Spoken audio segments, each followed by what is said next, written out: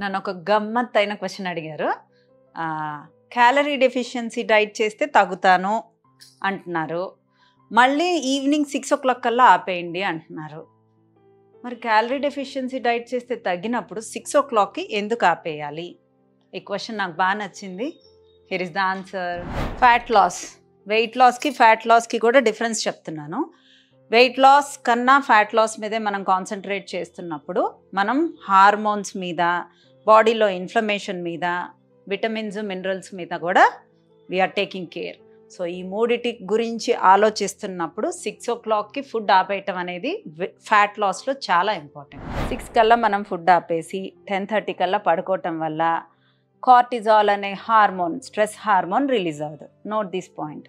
And second thing, 6కే food ఆపేయటం వల్ల మన బ్లడ్లో ఇన్సులిన్ లెవెల్స్ హై ఉండవు. Note this second point. Third point, బాడీలో ఫ్యాట్ని ఇన్సులిన్ హైగా లేదు కాబట్టి ఫ్యూయల్గా బాడీ యూస్ చేసుకుంటుంది. అప్పుడు ఎక్కువ ఇంచ్ లాస్ వస్తుంది. సో మనం ఫ్యాట్ లాస్ అవ్వాలి అంటే 6కి ఫుడ్ ఆపేసి 10:30కి పడుకోవటం అనేది చాలా ఇంపార్టెంట్. మీరు ఇంటి దగ్గర నా టిప్స్తో తగ్గేవాళ్ళు కంపల్సరిగా 6 కల్లా మంచి ప్రోటీన్ ఫుడ్ తీసుకొని 10:30 కల్లా పడుకుంటే you'll have a good results.